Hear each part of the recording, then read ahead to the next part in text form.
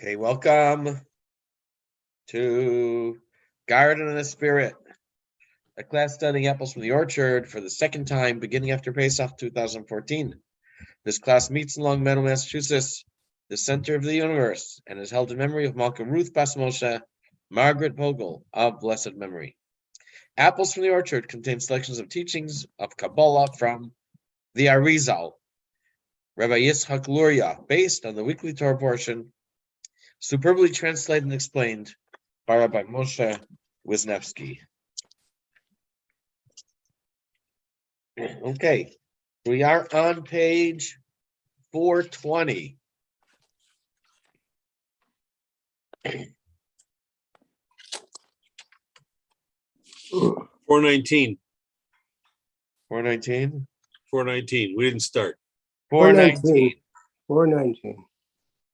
It always bothers me why they don't put the page number on the first page of the chapter.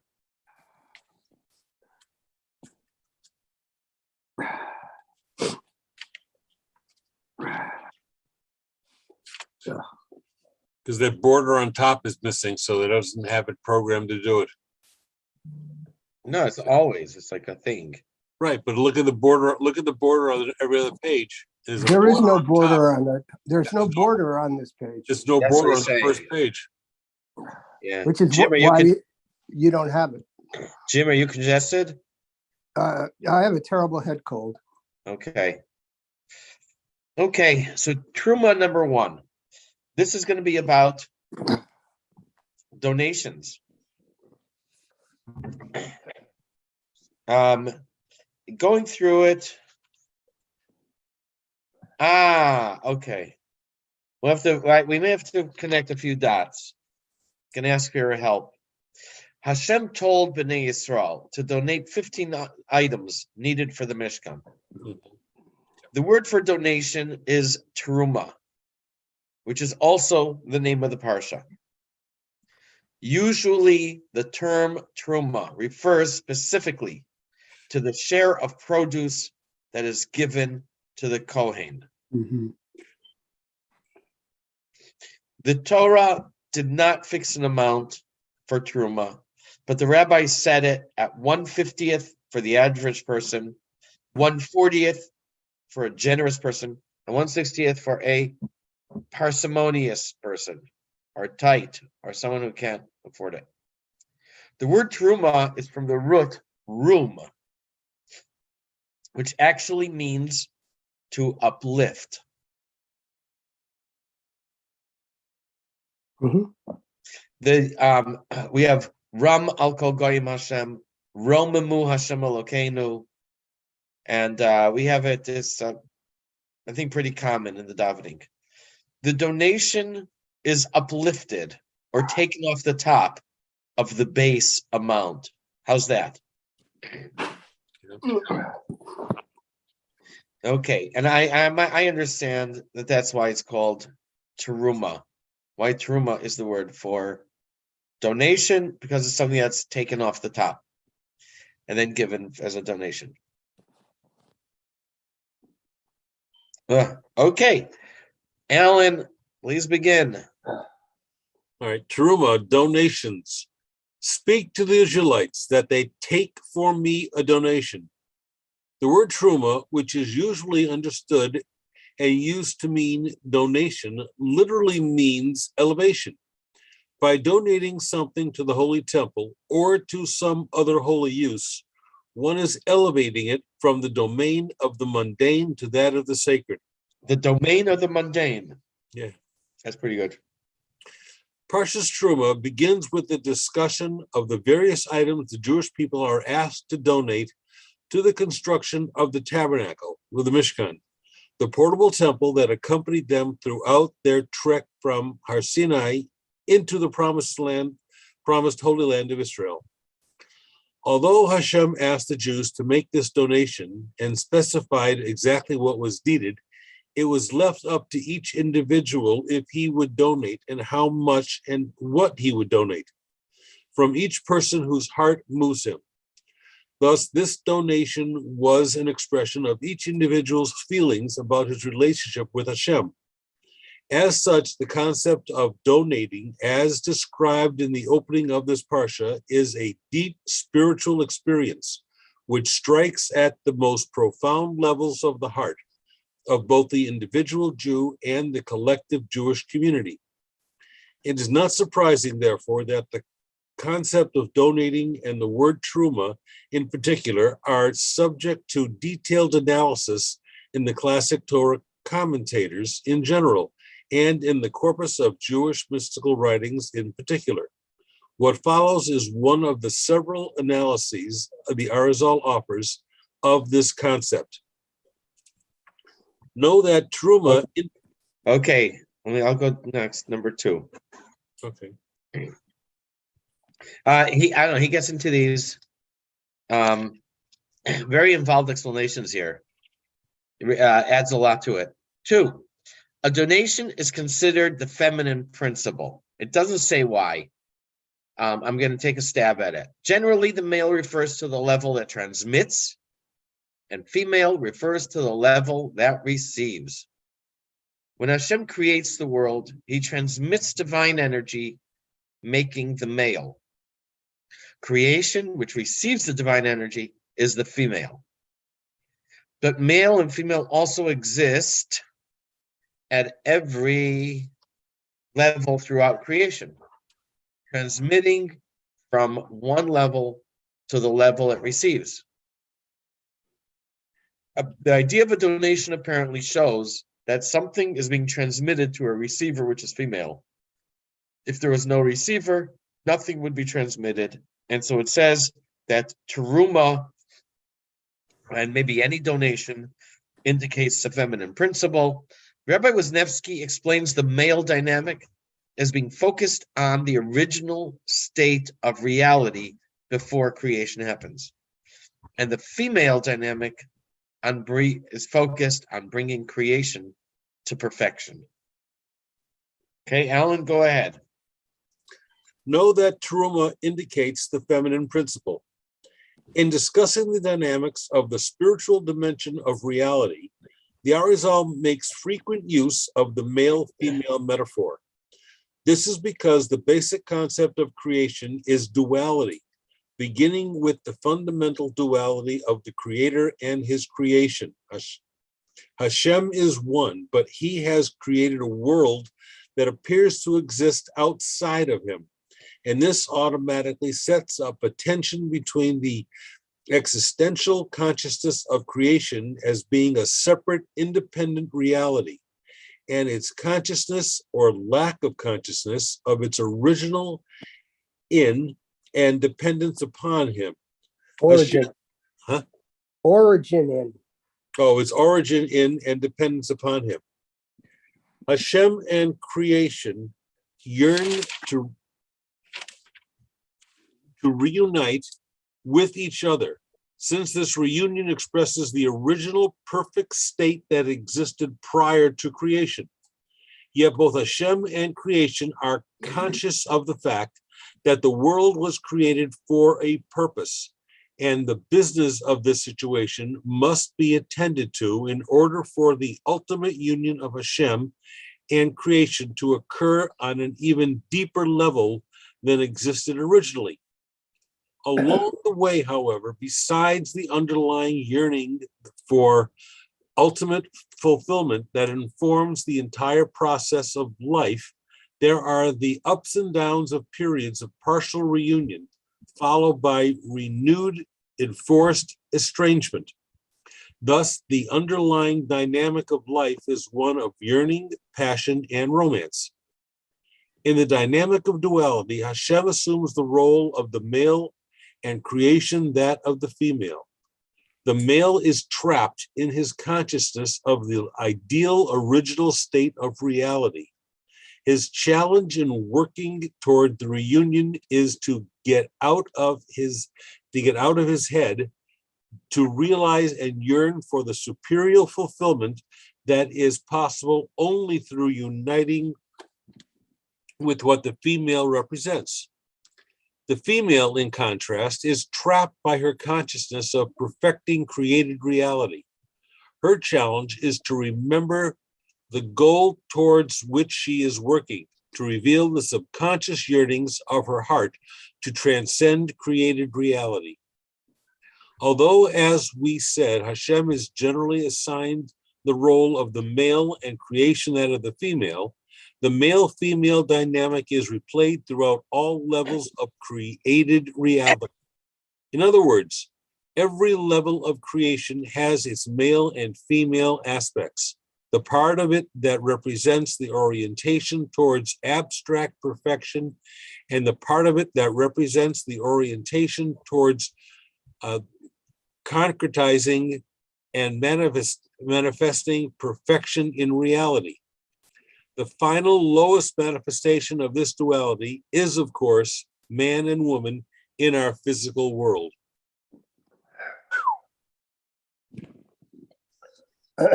That's a mouthful. Anyone want to say over in their own words something that you mentioned?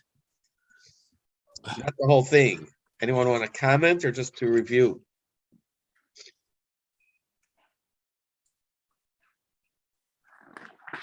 Okay, he said that there's a tension in creation between creator and creation. Nothing can exist. The creator represents the way things were before any creation happens. Which is what? Huh? Which is what? Just godliness. That's it. Nothing else. And then he creates a world that exists out of him or appears to exist independently. And this world strives to perfect the world and bring it back to its original state.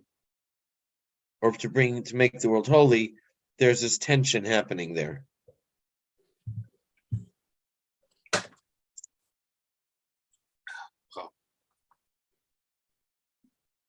But it forgets and becomes self-absorbed. Yeah.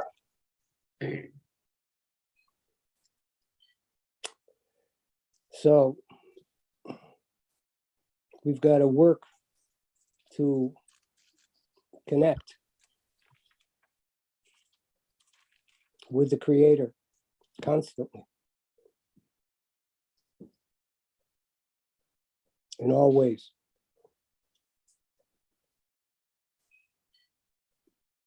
Yeah.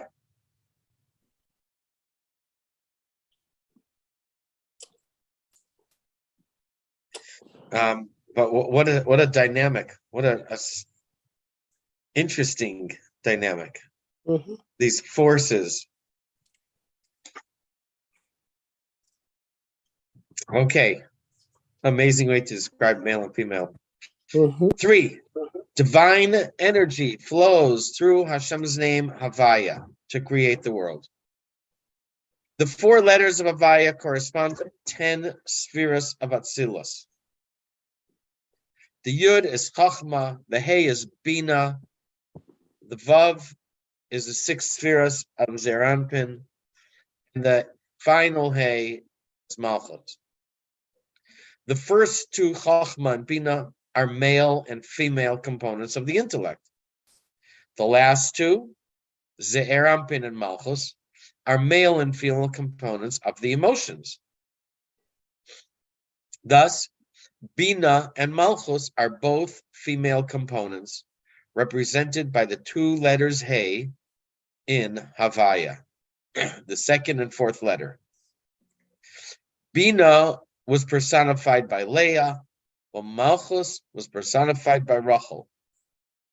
Leah and Rachel are 2 metaphors for the female components of Havaya. We're not going to be getting into studying the actual people, Leah and Rachel, or personalities of Rachel and Leah, personas, but we're going to the characters. That's the right, I think. It's just we use these we use these terms, Leah and Rachel, to represent the levels of Bina and Malchus. Okay, Alan? Yep. Hold on. Yeah, okay, Alan, go ahead. There are two aspects of the feminine principle, Leah and Rachel. These are indicated by the two Hays of the name Havaya. The idea of donation is a feminine concept, since it expresses the desire to take something physical, something that is initially part of the mundane world, and elevate it, make it spiritual. This, as we said, is essentially the underlying pathos of reality in general, taking the created world and reuniting it with its original consciousness as part of the pervasive divinity of all reality. Mhm. Now, the Arizal notes there are two aspects of femininity. These are represented by the two letters Hey of Hashem's four-letter name, referred to as the name Havaya, which is spelled Yud Hey Vav Hey. The Yud and the Vav represent the two aspects of masculinity. It is taught in Kabbalah that the Hebrew alphabet is the means through which Hashem created the world. The form, name, and numerical value of every letter embody the different energies by blending these energies together in words. Hashem created the world. Specifically, we are taught that Hashem created the world using his name Havaya, which means that the creative process is reflected in the order and personality of the four letters that compose it. We thus have here a clear indication that the male-female dynamic is the existential underpinning of all reality. The world was created through the name Havaya. Thus, all reality reflects the structure and dynamics of this name. And this name itself reflects two levels of union between male and female, Yud Hey and Vav Hey. Mhm. The four letters of the name Havaya are associated with the 10 spheros, or channels of divinity, through which Hashem created the world. These 10 spheros are manifest in all aspects of creation. Specifically, the first sphera, Chachma, wisdom, is associated with the first letter of the name, Yud. The second sphera, Bina, understanding, with the second letter, the upper Hey. The six spheros of the emotions with the third letter, Vav, and the last sphera, Malchus, kingdom, with the last letter, the lower Hey.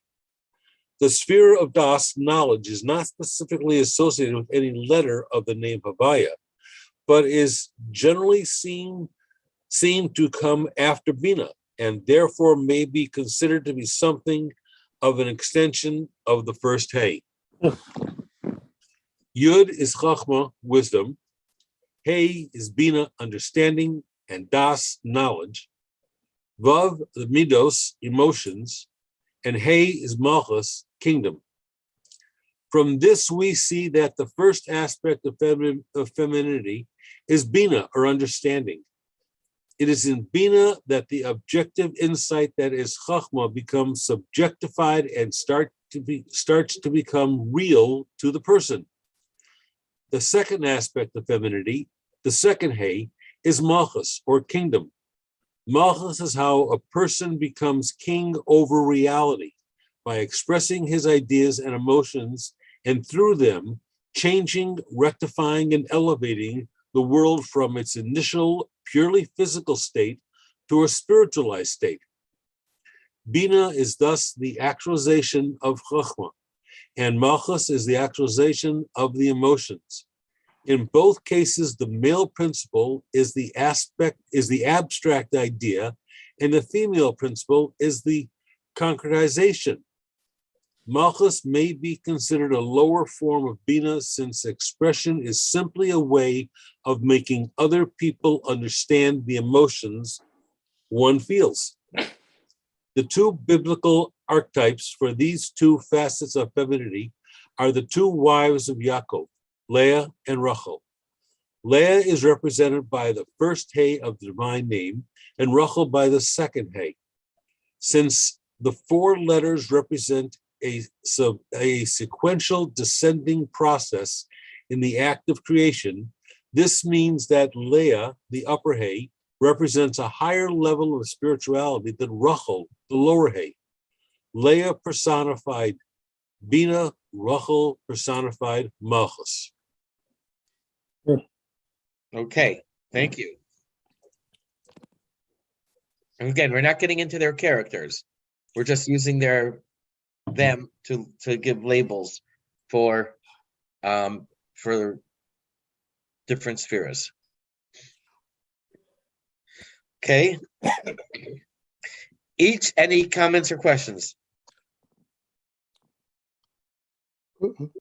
Okay.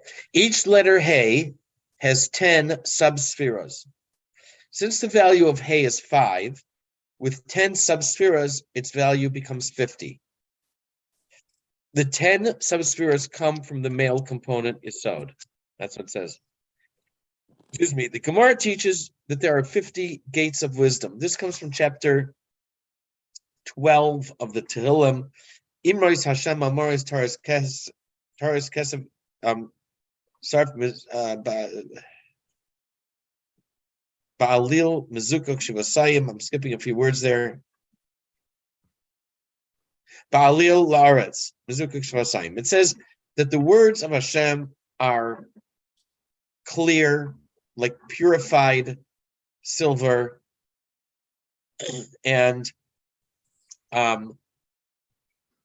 I guess molten or purified sevenfold. For the fact that it says sevenfold, we understand that to mean 7 times 7. That the words of Hashem are purified 49 times. Elsewhere it says that Moshe was lacking just a bit of understanding. So we know that he was missing one point of understanding, and he did get 49 based on this verse in Tehillim. Therefore, there are 50 gates of understanding, or 50 portals of understanding, of wisdom, however you translate it. The first 2 letters of Havaya are Yud and Hey, whose product is 50. 10 times 5 is 50. 50, and this is, there are 2 letters Hey in Havaya, one corresponding to Bina, one corresponding to Malchus. So each letter Hey now is 50.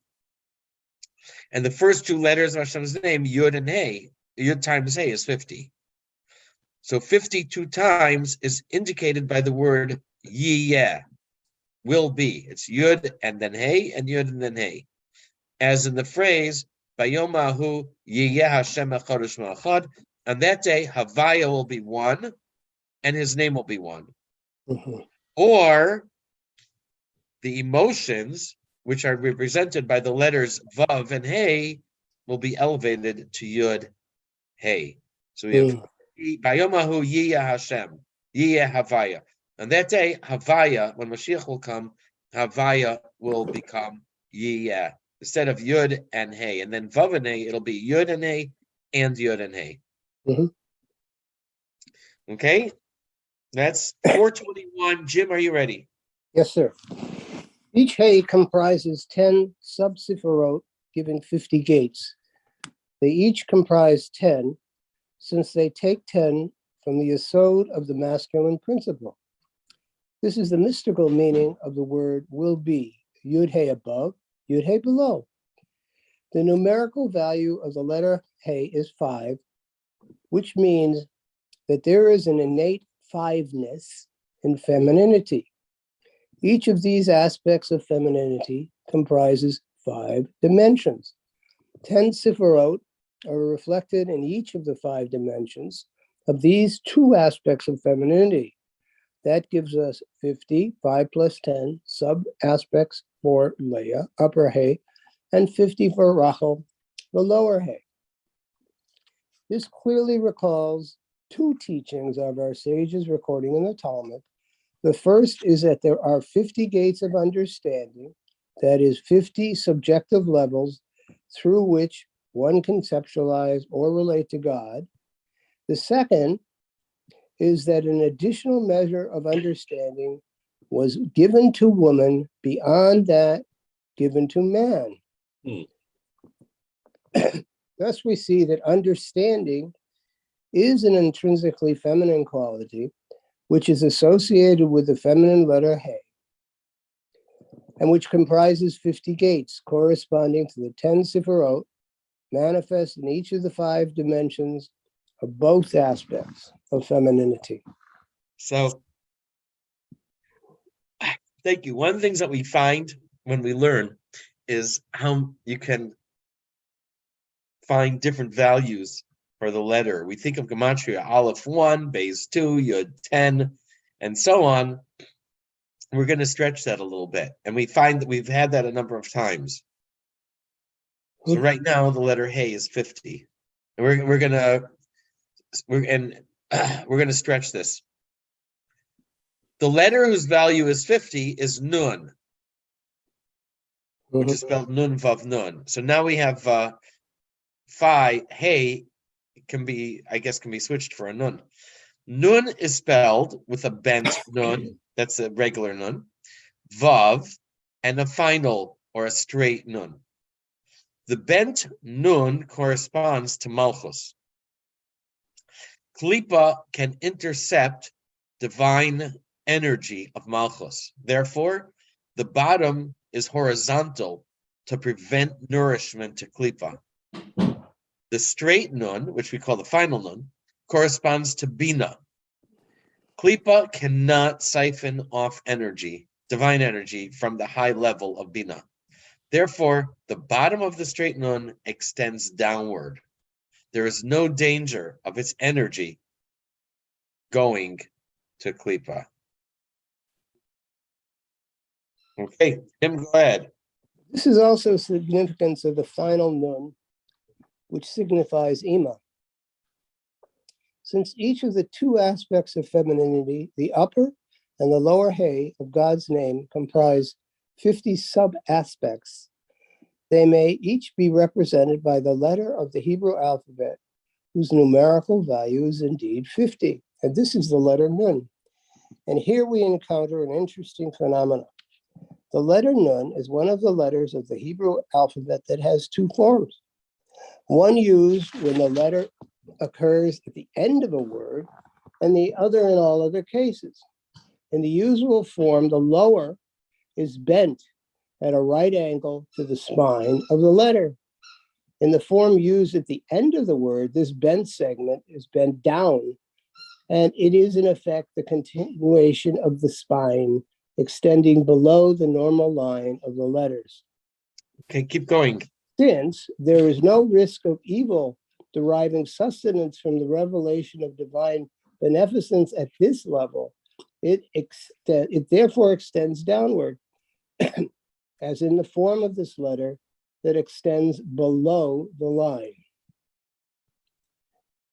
And then, the next one as well. Yeah, this is not true of Rachel, who returns her light back to herself in order to prevent the forces of evil from deriving sustenance to it.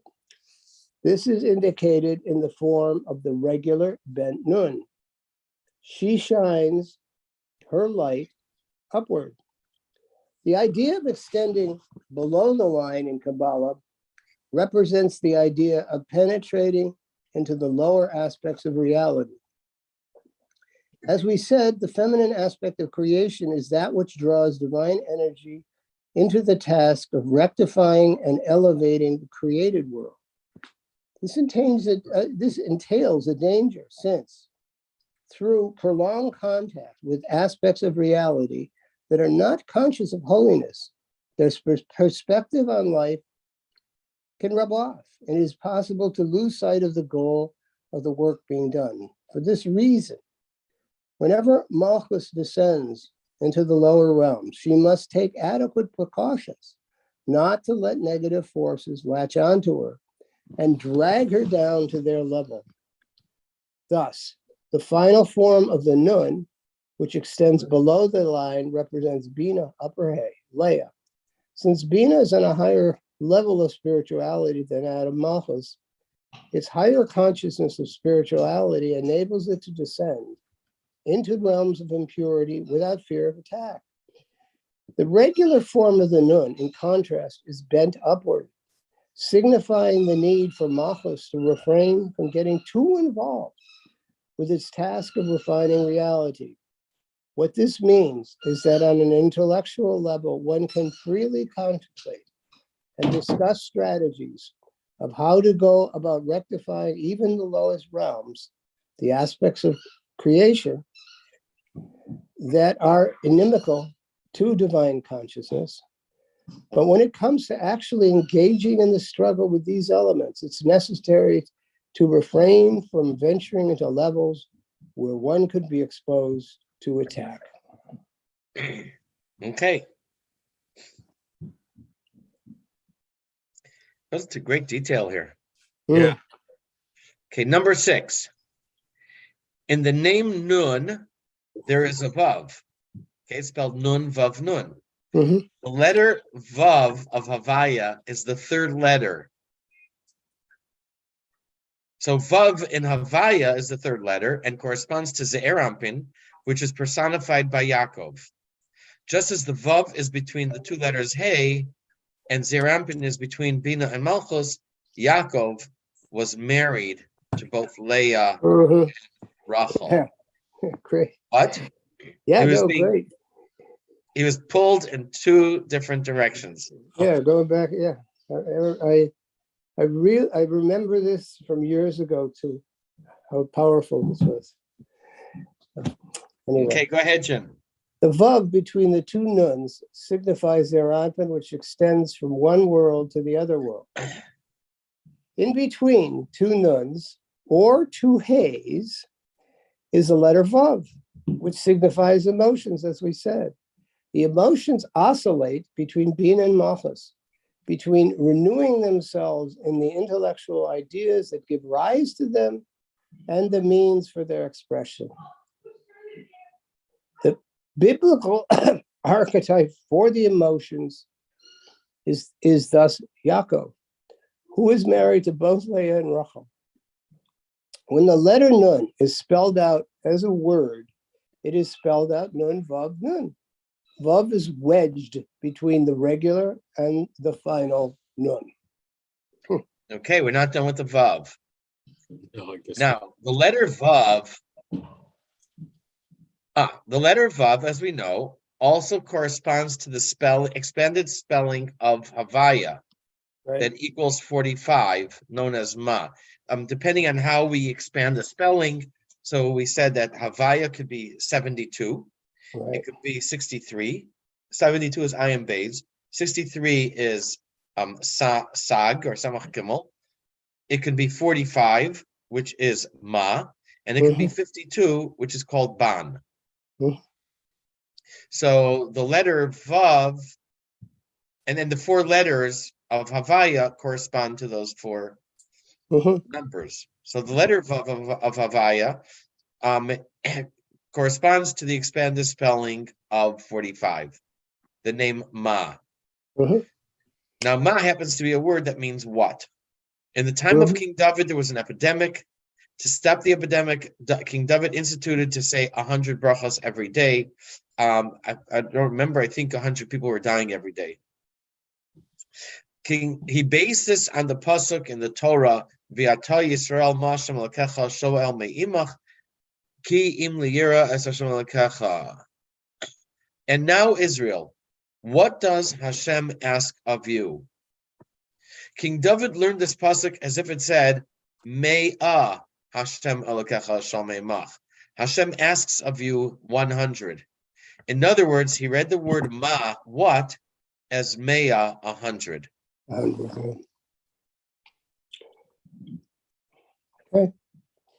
There is one opinion, I think Tosfos says that actually there are 99 letters in this pasuk, and if you change the word Ma to Me'ah, it adds one more letter, gives you 100. But the regular meaning is that it's Me'ah Hashem Elokecha. Hashem is asking you 100. Hashem asks 100 of you. So that's how we get our 100 brachas every day. And you probably know that the Shemon Esrei has 19, 3 times a day. Right away gives us 57. And then we have the 15 brachas in the morning, and so on and so forth. And it's enumerated in a number of places how we get to 100. We said in number 4 that the 2 letters Hey, representing Bina and Malchus, have 10 sub-sfiras and are therefore actually 50. Together, they make 100, 2 letters, Nun. So now this name of Hashem Ma, 45, the letter Vav, which typically equals 6, now is the name Ma, which is 45. And the word Ma in this pasuk becomes the word Meah. So the letter Vav can be the number 6, it can be the number 45, it can be 100. I guess this is a type of advanced gematria.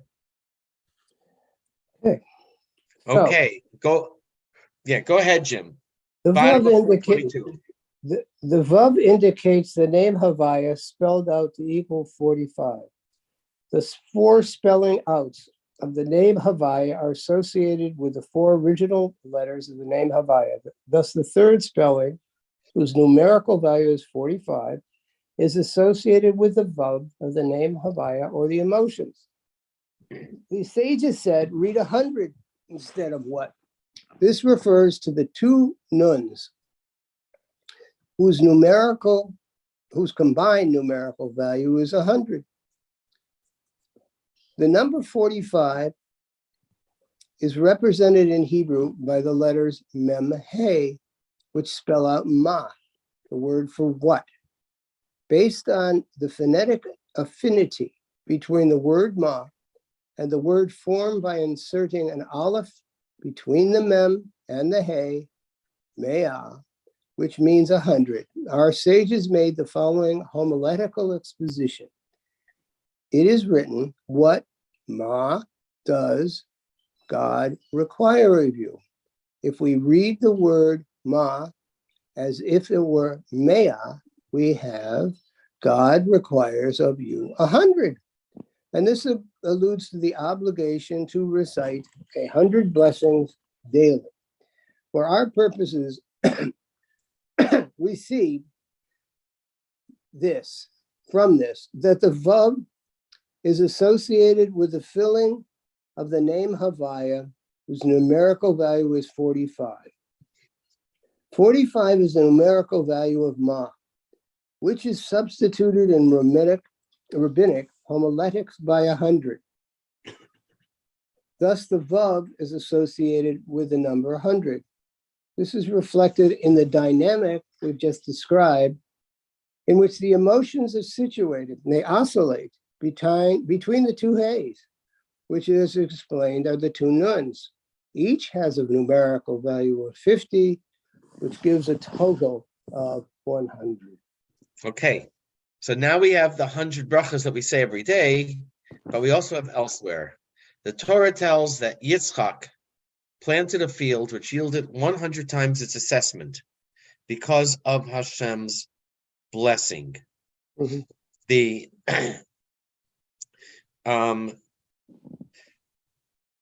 And this is, so here again we have the number 100 connected with the word blessing.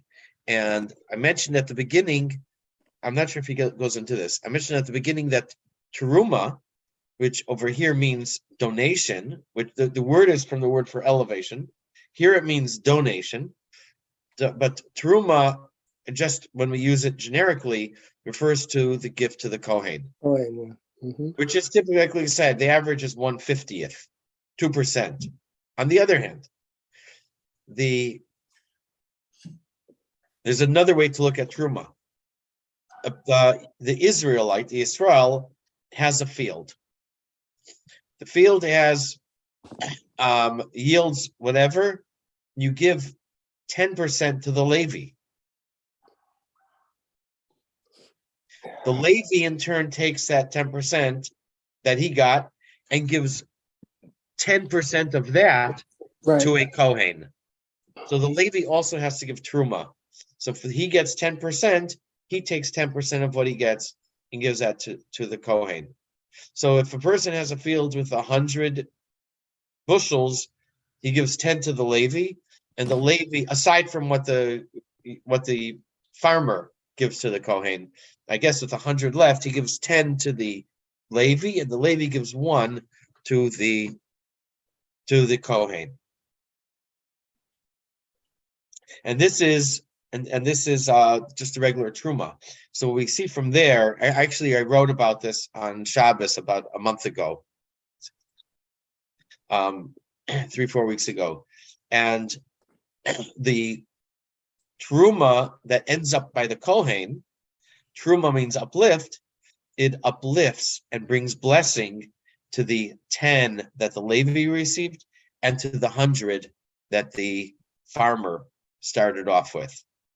So that truma, that's one that contains within it the entire the everything else. We had this elsewhere where you have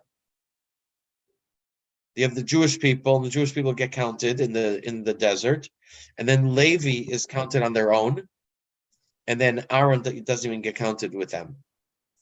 So there you have the Jewish people. The Levi were 22,000 for the 22 letters of the alphabets that through which blessing flows to everyone else. Levi gets their blessing from the one, from Aaron, whose name actually starts with the letter Aleph. So there too, you have the Kohen, Levi, and Yisrael, the one, and then the 22 letters, and then the Jewish people, the 600,000. So like it's one is contained within the other. So here too, these blessings are all contained within the truma that is given to that the Kohen gets. Okay, Jim, go ahead. The divine blessing that comes to the world is always associated with the number 100, as in the verse. That Isaac planted in that land, and the produce yielded 100-fold, for God had blessed it. A blessing is a means through which we draw divine consciousness into the world. When a person eats, for example, by performing a mundane physical act, which at best serves him to keep him alive, and in less optimal situations serves as a means for him to indulge in gross sensuality. When he makes a blessing on food, however, he acknowledges God as the source of both the sustaining power of the food and the enjoyment derived in eating it. He thus infuses a potentially animal act with awareness of God. This influences the way he eats, as well as what he eats, how much, and transform the act of eating into a way to increase the world's consciousness of God. The obligation to recite 100 blessings each day means that every day we are instructed to actualize both the abstract insight of higher perfection through the 50 gates of Bina and the motivation to change reality through the expression of the 50 gates of the lower Bina Malchus. Okay, so I don't have the notes for this, but now he says that this is the idea of the truma, of the donation. In this parsha, it's the donation to the Beis Hamikdash, the red wool, scarlet wool, purple wool, gold, silver, copper, and then in I guess in general the truma that goes to the Kohen. That truma means to uplift. Not only is the truma uplifted, but the entire, what I said before, the base amount also gets uplifted as well. Okay, and brings blessing and protects it from klipa. Okay, Jim, 423 at the bottom. So we therefore give donations in order to return all the 100 blessings to their source, to prevent the forces of evil from deriving sustenance from them. This is why donations are called terumah, meaning elevation. This is why terumah refers specifically to the feminine principle. For the masculine principle does not require this elevation, for there is no risk of evil deriving sustenance from it. Only the feminine principle, where this risk exists, requires this elevation. Keeping all the above in mind, we return to our original discussion of the idea of donating. As we said, the propensity of the feminine force of creation is to get so involved and active with the challenge of infusing divinity into reality that it runs the risk of exposing itself to the attacks of unrectified elements. In its enthusiasm to bring divine inspiration to all corners of the universe, it may focus too much on the task and cross the subtle line between influencing and being sucked in or sucked upon. By focusing too much of the exigencies of the job, it may lose track of its ultimate goal. The syndrome is unfortunately all too well known. An inspired young couple dedicates their lives to raising a Jewish family. But to provide a proper home, proper education, the parents must go to work and expend great effort in concentrating on succeeding in business and building a home. Before they know it, their focus has shifted. They've sunk into the pursuit of materialism and the quest for greater and better ways to provide the proper setting for a home, the proper setting and home for spiritual life they never seem to get around to living. The scenario plays itself out in 1,000 ways in different settings throughout the world. Therefore, God calls upon us to donate some of our fruits of our labors to the temple. By donating, by freely giving some of the precious goods we've labored to exhaustively to acquire, we are reorienting them back to the goal of involvement with them, to ultimate reunification of reality to the divine source. Yeah. The word for donation, terumah, we said literally means elevation. It is the feminine aspect of reality, the 100 blessings of life, that needs to be donated or elevated. For it is specifically our captivation with the romantic ideal of infusing reality with divinity that is in perpetual danger of leading us astray and into the quicksand of materialism.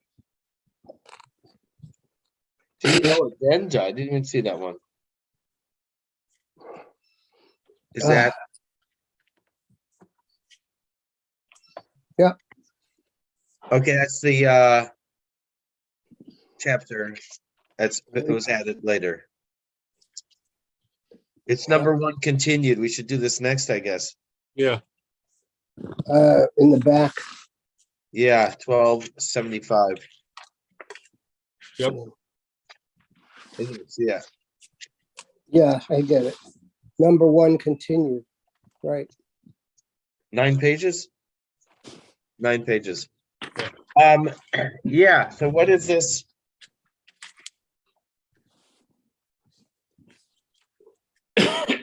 I don't know. I didn't, what you read at the end, Jim, I didn't really get that. He talks about losing your focus.